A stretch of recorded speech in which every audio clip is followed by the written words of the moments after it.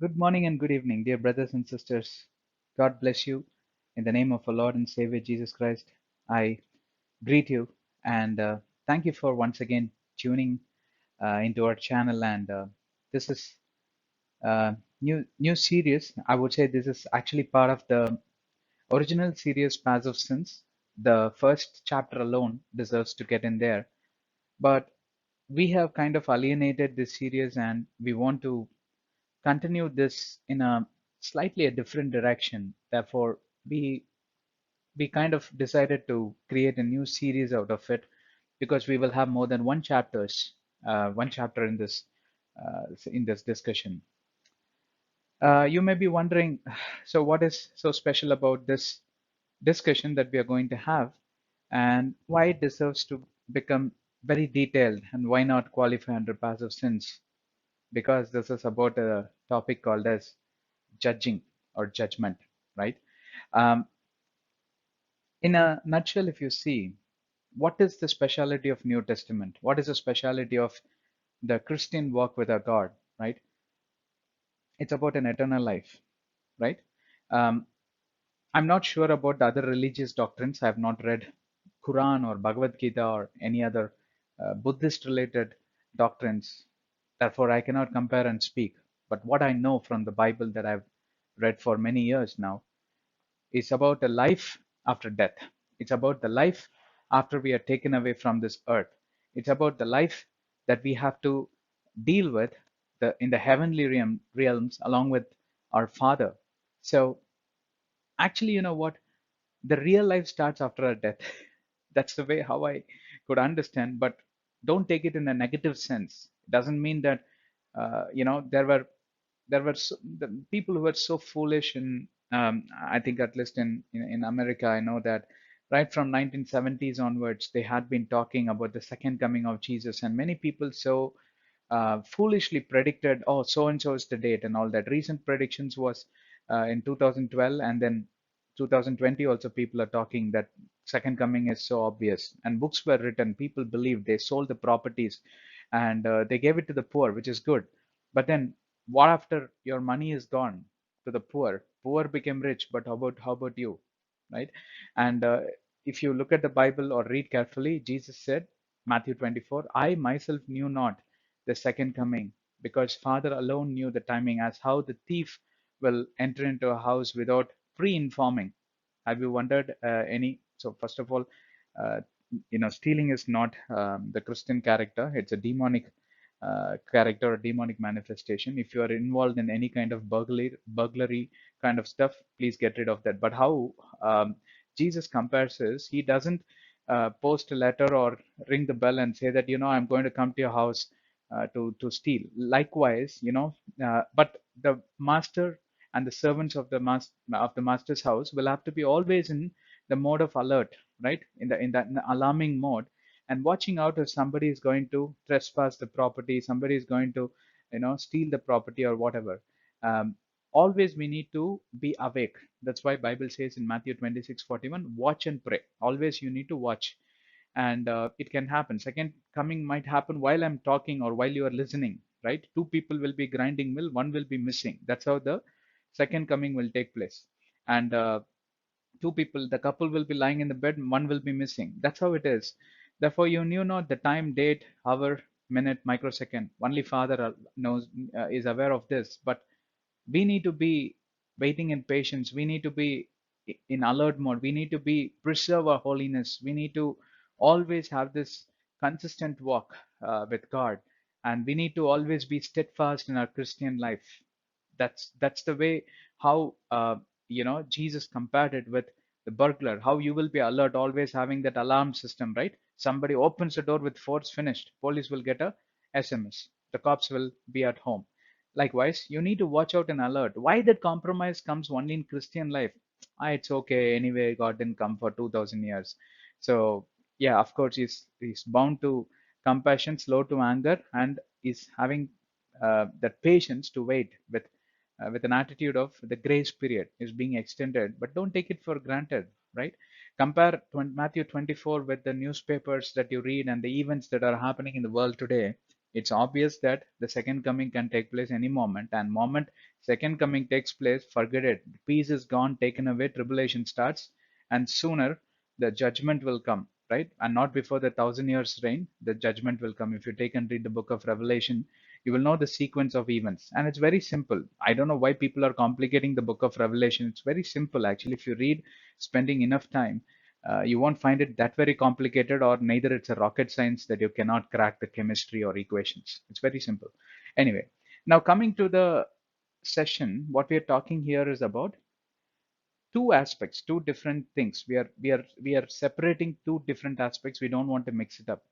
While you are on our earth, while um, after the second coming, you're going to be taken to uh, the throne of God, and white throne judgment happens there. Now everybody will be able to assemble, and the book of life will be open for every individual. I do not know how many years or months or decades can happen, but it's going to happen. That's what Bible says. So we are separating two different things. While you are living on earth, what kind of attitude you possess in proclaiming judgment, calling out judgment upon your own fellow colleagues, your own fellow workers, your own family members, your own friends, relatives. Is it right? Is it wrong?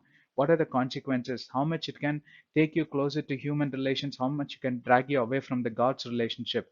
These are the aspects we want to consider and discuss to help you live a healthy life, having a healthy relationship with the human beings, that is your own family, relatives, friends, fellow workers, co-workers at workplace, and also having a strong walk with our God. So we will go through the Bible, we will compare many things, and we will ensure that you have an understanding of the negativity of judging others and positivity of judging others. You also need to judge certain things and be decisive. Before judging, you cannot be decisive, right? So you cannot completely ignore the judging capabilities or the skill set of judging something or someone or some incident. Then only you can make a decision out of uh, the judgmental attitude. When you have, then you are decisive. It's very easy for you, right? Both are important, but negative sense and positive sense, we are going to see it in a short tense. Now, the second aspect where the series will continue for 2 or 3 sessions, I do not know exactly, we will be talking about the various judgments from the Bible perspective, where God Himself will be involved in judging various categories of people. I told you, right? All the people who lived of the past, of the present, and of the future, whoever is going yet to be born, will all be assembled, and they will be divided into various categories. It becomes easier for God to do things, right? That's the way how I wanted to look at. Therefore, we learn it together which category we belong, right? Some categories we may not even belong, but it's very important for you to know how the judgment is going to be orchestrated in the kingdom of heaven on the day when the judgment starts. Therefore, you get a kind of a what I say, a kind of an alarm in advance, or a prerequisite in hand. Therefore, your requirements are very clear. Which category you want to position yourself, right? You want to manufacture your requirement. Therefore, it's very clear that I want to belong to this category. I don't want to belong to this category. This is evil. That is good. That is bad. And this is really holy. Or something that I'm excited, something that I've been longing to be part of. It will help you to be more decisive, more clear, more transparent. Therefore, you can start positioning your life. You can start picturizing yourself, hook or crook, I want to make my way into this category. Nothing wrong, nothing wrong. It's like, what you're predestined for, sometimes it's given into your hands as a choice, and people don't make the choice. People don't even sit in introspect or retrospect about their choices given in life. Because Bible never enforces anything. Bible teaches. Bible gives you visibility. Bible gives you knowledge, wisdom, understanding, how you can lead your life in this world while you're walking among the wolves. If you want to be a sheep, you need to walk with protection, you need to walk with care, you need to walk under the shadows of your shepherd, because he will teach you the ways to defend and protect yourself, right? This is what Bible is talking about, and at the same time it also tells you what is going to happen after death. That's why the speciality of Bible is, it doesn't end the moment you take your last breath. No, Actually, the journey starts the moment you take your last breath, because there is much we have to do, which we will explain. You will understand. If you stay with us, stay tuned with us. Don't get so worked up or bored. It may sound, oh, this is after death, right? Every one of us will have to die some or other day. You agree with me? And what will happen to you after death? Aren't you not serious enough to understand? Because the time you live on earth, it's 0.00001 percentage compared to the time you will live with God, or time you will uh, live burning in the lake of fire. Either of these places you're going to be positioned 100%. Bible is very clear, right? And I think majority of the other religious doctrines also, they believe hell, they believe heaven, paradise, and hell they believe. But they don't talk much about this judgment and all that. Is my understanding, but maybe they are talking. I don't want to compare, but I'm talking about the Bible, which is very clear what happens exactly after your death, and how you will be taken into different circumstances, and once the judgment is over, what happens, etc., etc. So what is important for us is, when imagine you are going to be dead someday. I'm not asking you to think of anything else. I'm just saying, if you're a very young person in mid 40s, mid 30s, assume you are living for the next 30 years or 70 years, right? 70 years, live for 100 years, live long. God bless you, brothers and sisters, live long, right? Live for 100 plus years, and you have to pass away, right? 100 years if you live, is it not enough? I think it's enough for me. Okay, 100 years you live and you're gone. That means if you are in mid 40s or something, another 50 years you will live maximum. That's it. And you know what? It's something like a hour for God, because 1,000 years is like one day for him. That means you sit and calculate. I'm not really great at mathematics. That much only is your time left in earth. And why all this strife, struggle, grudge, grumbling, murmuring, and all that? That's what we had been discussing in passive sense, how you can refine yourself. But think about this perspective, right? When you are going to be dead and gone, you will enter into a different realm, right? There is a paradise where you will be kept, and the judgment will happen, and all that. The book of life will be opened, and I will tell you, one indication immediately after death is, if you're in paradise, 100% you are going to heaven. There is no two ways, but your position will be decided during the time of judgment. But then, if you make your way to the place of torment, which is not lake of fire, you want to tune to the truth about the cross series, where we have described very clearly about torment, Tartarus, paradise, heaven, hell, lake of fire, everything we have described, right? You want to tune to that and understand, please go there, because that's not part of this session. I don't want to eat up your time, right? If you're in the place of torment, your place or destiny is very, very clear. You will be burning in the lake of fire. Just that white throne judgment has not happened, and all the sinners will find their way there. Imagine, until that white throne judgment comes into play, for example, 1,000 years, 20,000 years, God only knows, right? Imagine every single minute that you will be spending in the place of torment. You know for sure someday you are going to be thrown in the lake of fire, and never ever assume my outer covering will be gone and all that. Actually, it's other way around. It's your soul that has got its emotions and feelings, which is transferred to your outer covering, that's called as flesh. You need some form, no? That's why you are given this form and you're coming here. Never think it is your outer coverings, emotions and pain and all that is transferred to the inner man. It's other way, it's reverse, ulta. It's from inner man to the outer man. You understand? Therefore, this inner man's feelings and emotions will remain the same, which means when you're thrown into the lake of fire, you will very much feel the burning. You want to burn and live there forever? That's your choice. That's why we want to give you the complete visibility. It's going to be a very interesting session. Stay tuned, okay? We want to discuss about at least 10 to 11 categories of people who will find their way here or there. Somewhere you need to be positioning yourself, right? You can't say, oh, I don't like any of these 11 categories. It's not about your choice. It's about where you made a choice already, knowingly or unknowingly. You will definitely be present in one of these categories. Understand? Sorry, I took little longer to set the context. These are the two different categories of discuss. Sorry, two different sections of discussion we will be talking about while you're living this world. Why judging others is negative? Why judging others is positive? We will be seeing.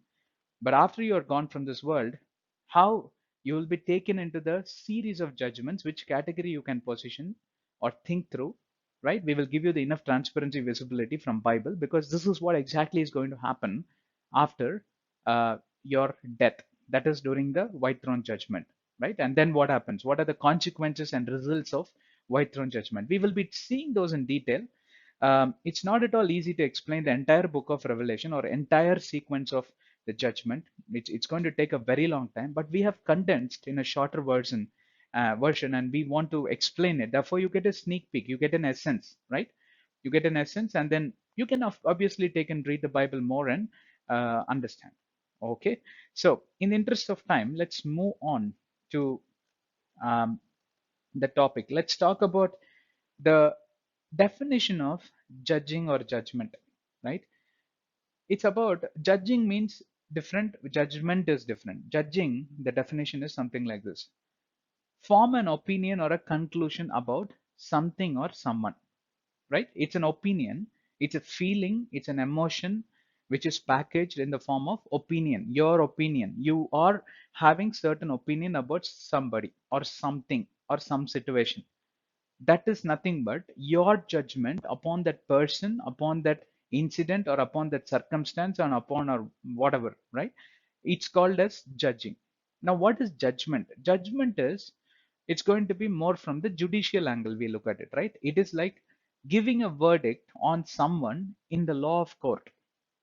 Understand? Court is common, right? Law is common. Judicial custody, you will be there in the judicial custody, and then you will be given a verdict on, after all the arguments happen between the public prosecutor and the lawyer who stands and argues for you. And then you are going to be given that verdict. You understand the difference between judging and judgment, right? And Bible says, you want to take and read it offline, right? Bible says that Jesus is seated on the right side of the Father as our intercessor, as our advocate. The verses are Hebrews chapter 1 verse 13, Hebrews chapter 12 verses 2 verses 14, and Habakkuk, I don't remember the exact words, it is also there.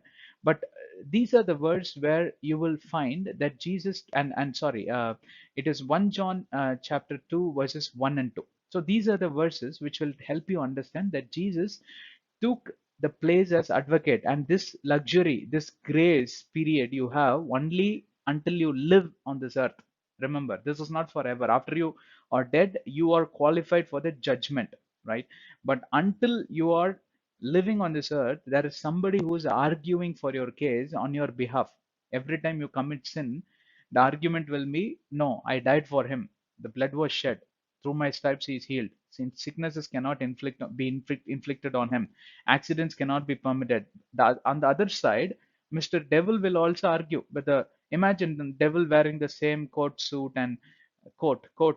That black and white shirt and black coat and white shirt and whatever. And then similarly, Jesus standing there, right, with all the scar on his face and on his hands, the nail pierced hands and all that, he argues with the Father. And I will tell you the truth. If you are a believer in Christ, I think 10 out of 10 times your case is won. Why? Because that's called as the power of grace. Again, you want to tune to the truth about the truth about the cross series. We have spoken in detail about the concept of grace. Then you will understand what is grace, right? And that is the privilege you and I have in terms of uh, God's judgment while you are living. You are going to be forgiven. How many times? God only knows is the simple answer. But I can tell you out of my own understanding, Bible says, Jesus told, if at all your brother sins against you 770 times per day, right? Either you can multiply or you can put 70 to the power of 7. Either ways, it's a big number, like at least 500 times. If God is asking you human capacity to forgive somebody 500 times, one brother, if you have 10 brothers, 10 multiplied by 500, you are good at mathematics, no? Like that, imagine the patience of God. God is supreme, right? And He is so compassionate.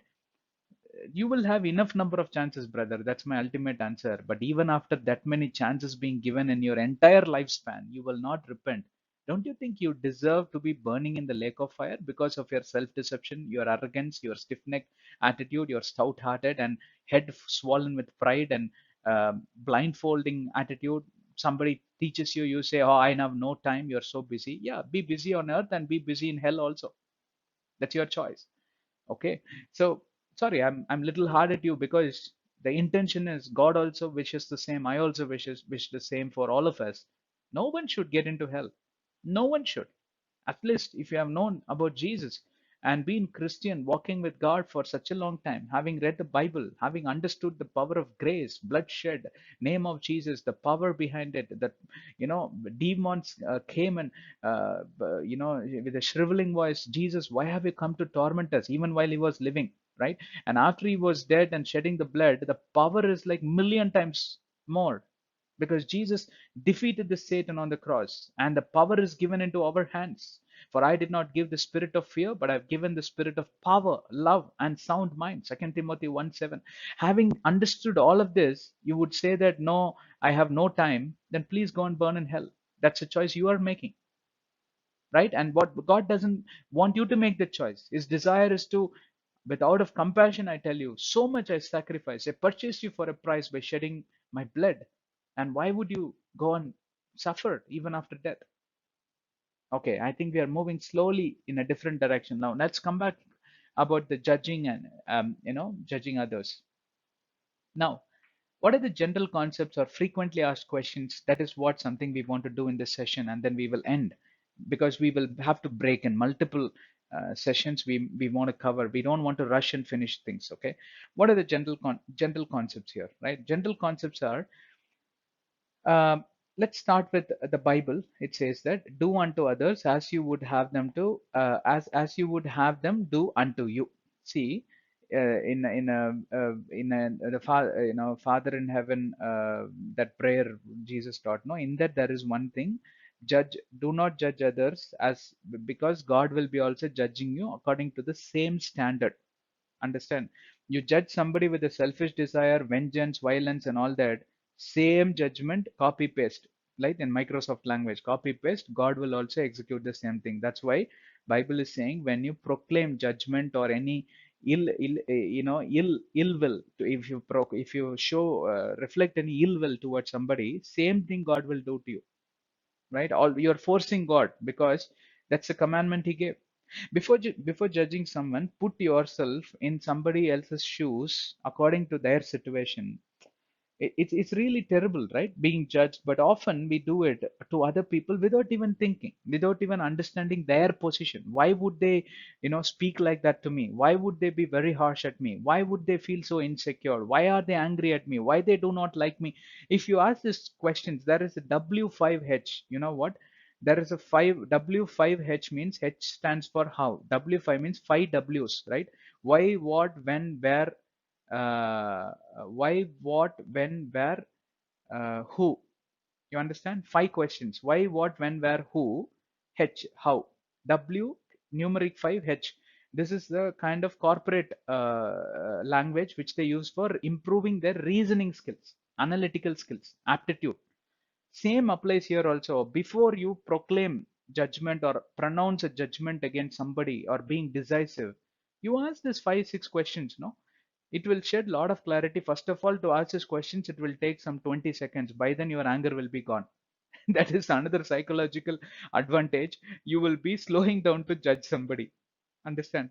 Good. Now, the other explanation, what people generally tend to say is whether you are judging others or feeling judged, at its core, a judgment is anyway opinion or a decision based on your thoughts, your feelings, and the evidences which you think are right, but they may not be the right bunch of evidences. They may not be the right witnesses.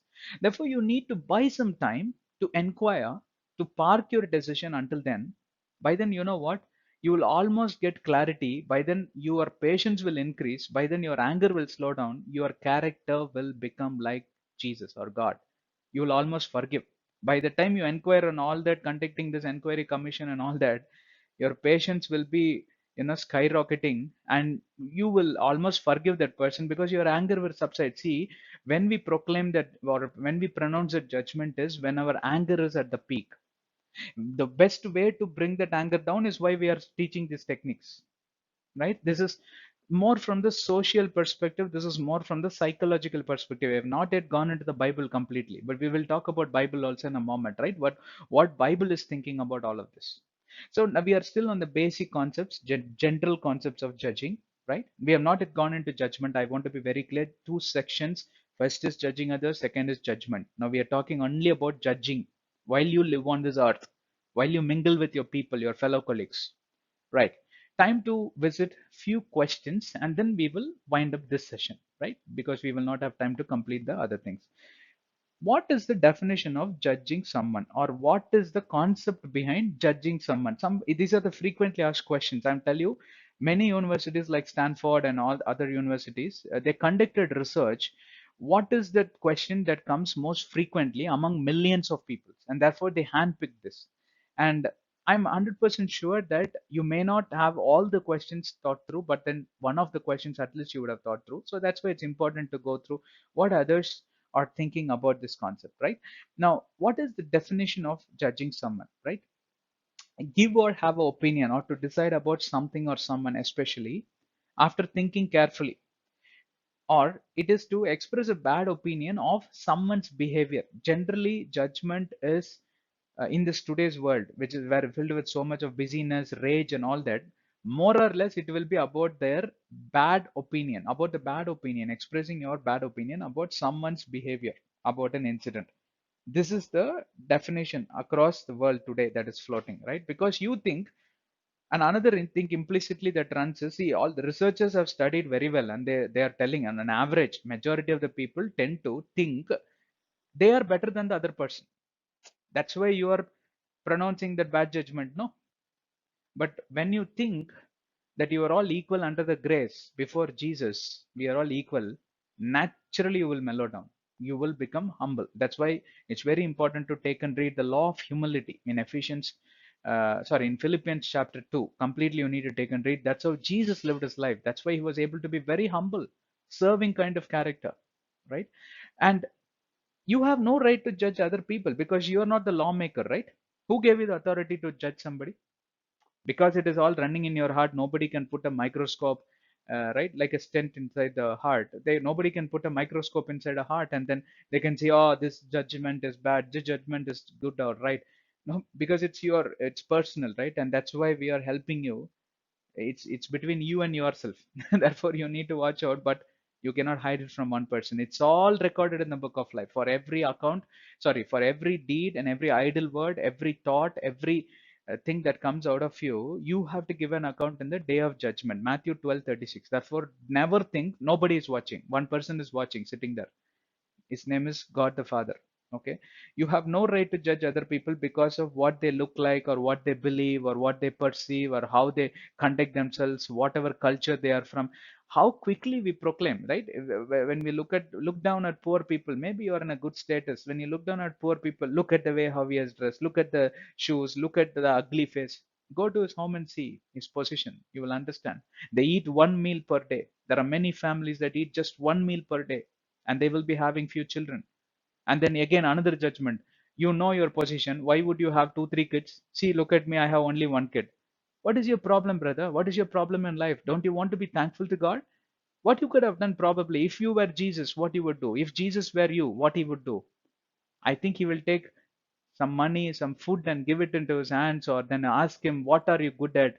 Which profession are you good at? And somehow he will get him placed in a job and take him out of that slum and put him in a decent place where they can live a normal life, right? Out of all these infections, dirt, and ugly. Don't you think that should be your attitude rather than proclaiming? These people will never come up in their life because of their attitude. That's how they deserve to live. I've heard many people, hurling blows against the downtrodden and the poor. That's one category. The other category is, oh, from the morning until the end, everything and anyone will be their enemies. Starting from politicians, corporate, their boss, their fellow colleagues, they will not, slow down in judging everyone. Everyone is bad except them. They are the best people in the world. This is how the researchers have found majority of the people are moving towards this category because of the rage in the world, busyness in the world moves in such a rapid state, in a frequency that nobody is unstoppable or controllable. Everyone are uncontrollable, unstoppable, right? No patience. Next one. What is an example of judging someone? I think we already gave example, but we will talk about few uh, emotional nomenclatures, which are the best examples to understand how you tend to push yourself in a position to judge someone. Examples of say some categories are like honesty, trustworthiness, sincerity, or morality. People are, you like to safeguard your moral wherever you go. You maybe belong to any of these categories, but examples of this type of judgment, see again, these on based on this category, this the I will tell you the danger is, you may be a very sincere person, but the other person may be lesser sincere, or maybe 10% lesser sincere than you. What happens? 10% you are less sincere than me, huh? How can you do immediately judgment? Or maybe you're not you hate alcoholism, you hate tobacco. Now what happens? Somebody is going to or maybe you hate drugs to the core, which is nice. If you are a good human being, you will definitely hate any of these because you don't understand the consequences, and that's what we have covered in some of our passive sense discussions. You may want to tune there. But then if the other person drinks, immediately don't pronounce a judgment. Just check how he got into that habit. See what you can do about it. See what you can do to help him to come out of that habit. If you cannot do anything, at least worst case, you don't even open your mouth and judge, because you cannot help him, no? Then why are you judging him? See, God judges everyone because he wants to help, and he is helping. The Holy Spirit is deployed, angels are deployed. Jesus was deployed 2000 years ago. He died for us, suffered and died and rose again, advocating our case even now.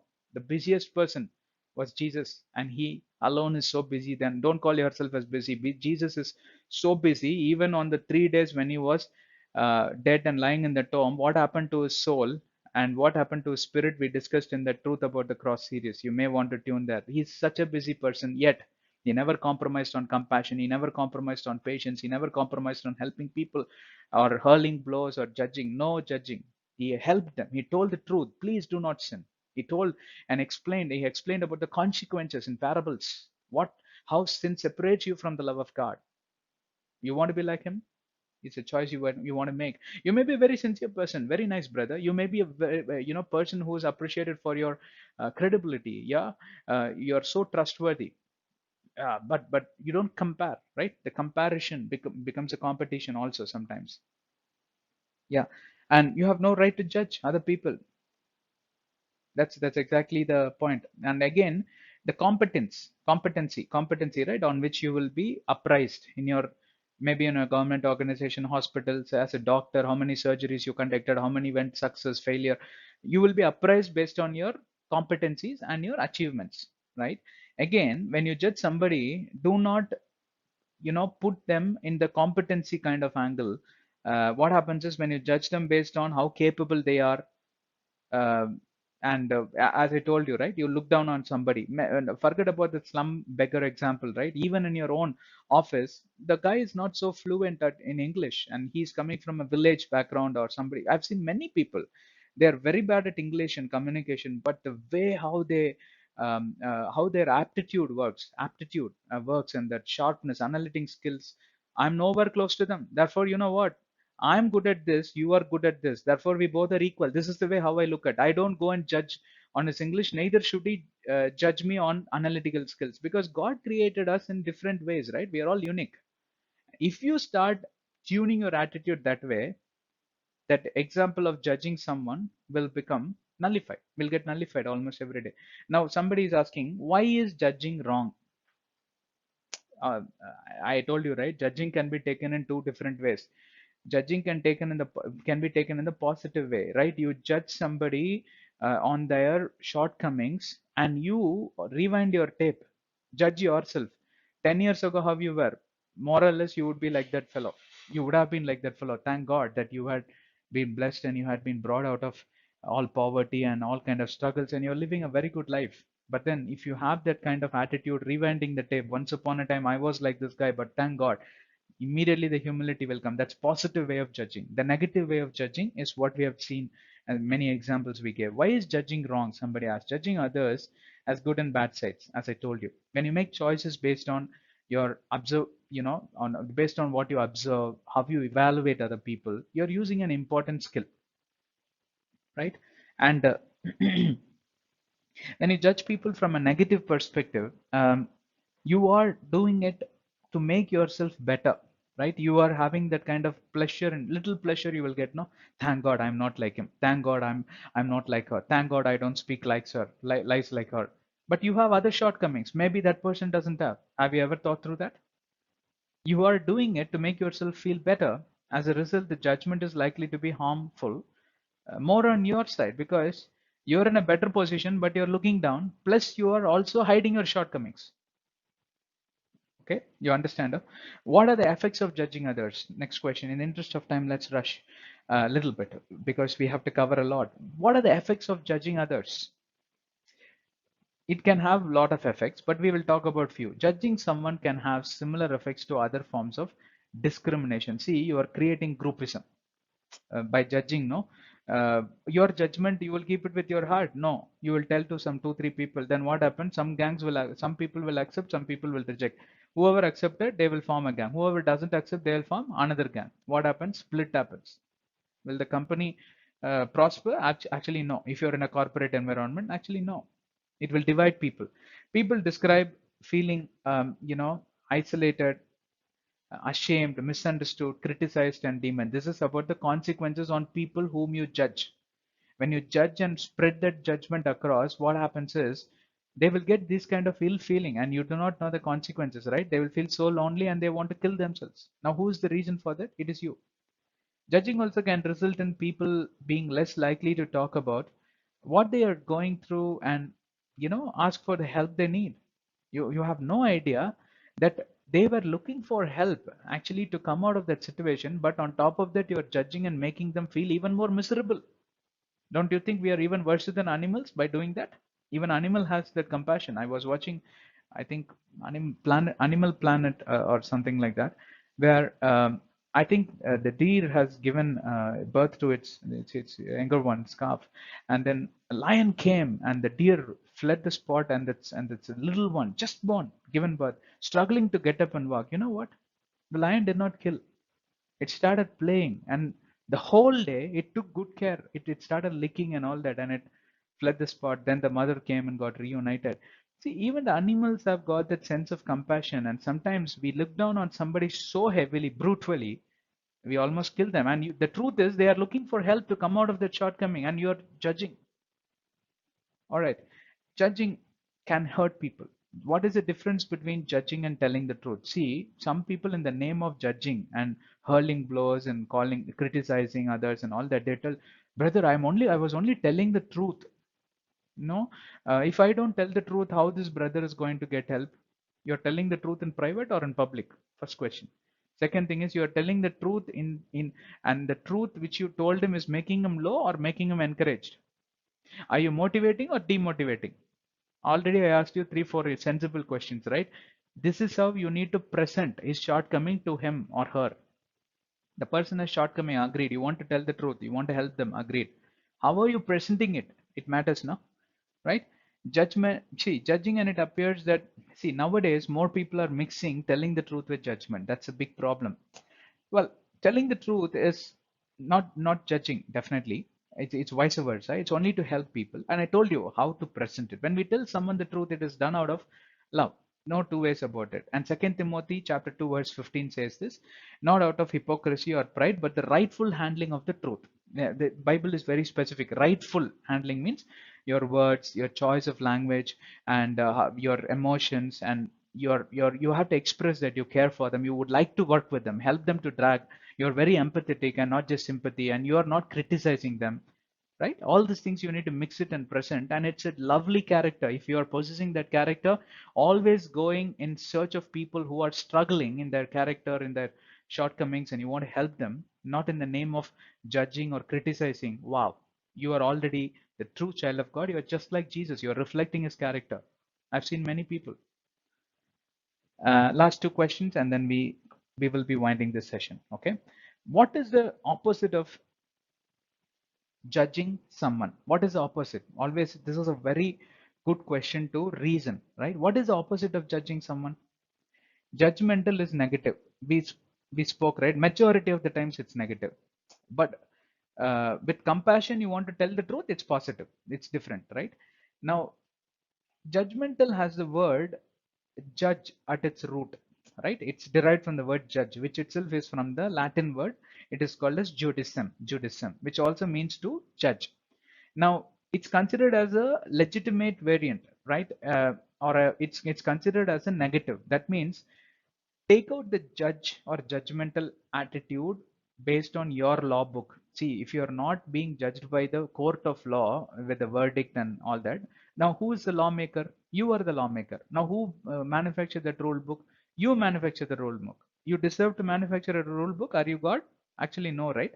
Therefore, take out the hat of judge and put that person's hat upon your head, which means you more or less become like your neighbor, as like your own friend.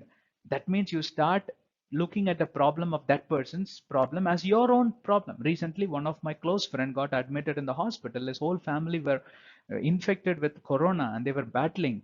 I had two choices, right in front of me. I anyway pinged him, asking him in the WhatsApp, how are you doing and all that. Oh, so sorry, I'll pray for you, don't worry, God will take care of you. Will it help? Actually, it won't. I stepped into his shoes and I asked him, how did you handle the insurance? How much money it took? You have enough money in your hand. Who is helping you?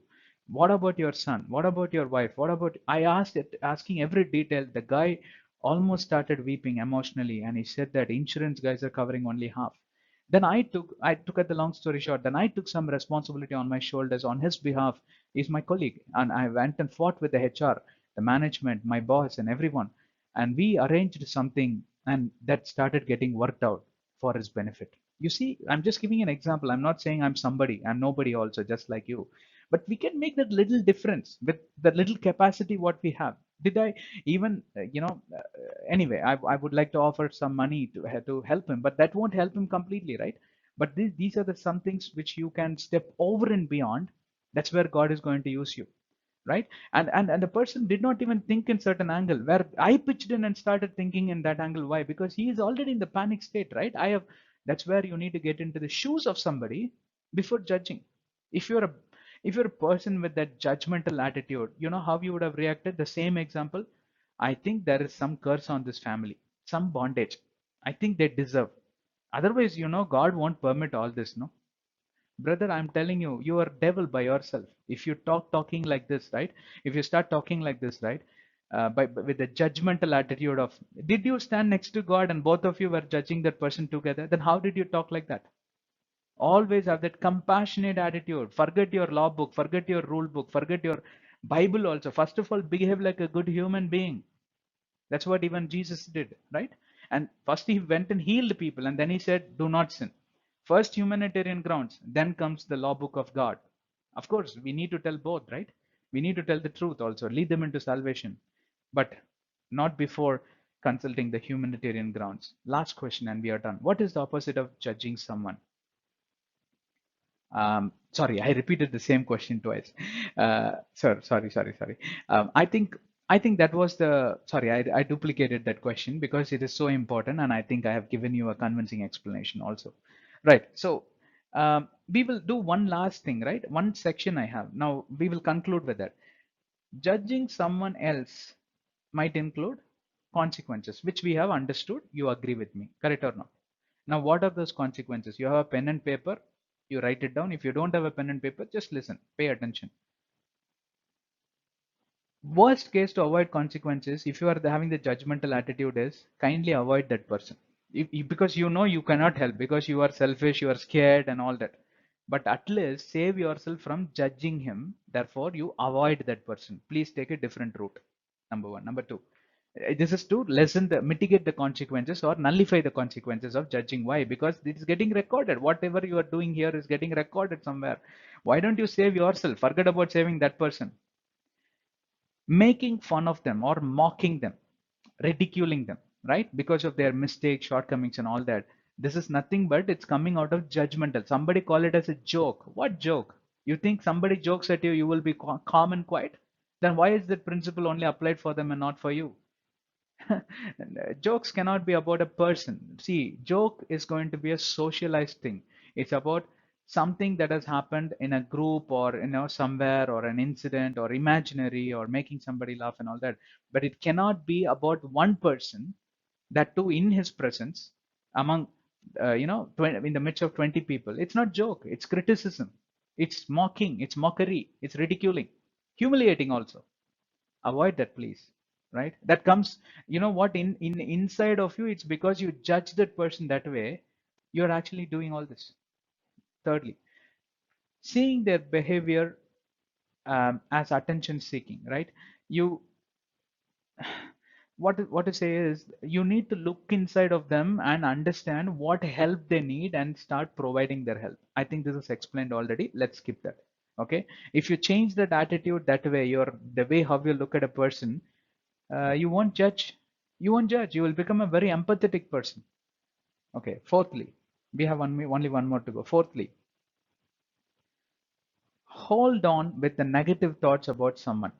Hold on. And as I told you, take 10 steps backward. Go and inquire, talk to people, take some time. Finally, you know what? 9 out of 10 times you will be wrong. I have found that in my own life. I have found that when I inquire it little more in detail, stepping into the issues one after the other, you will find that your perception was actually not right at all. That is going to help you to mitigate the consequence. That kind of attitude, right? Judging somebody. Lastly, do not use any kind of um, unparliamentary words or a language. It cannot be bad. It need not be bad words. Sometimes it can be. Did I use any unparliamentary language? The unparliamentary language is much better than the language which you are using. It's even sharper, hurting like a sword. Some people's tongue are like the sword. It pierces into somebody's heart. Right? Already you are discouraging that person. You are mocking him, ridiculing him, humiliating him, hurting him. On top of that, your words, unforgivable, right?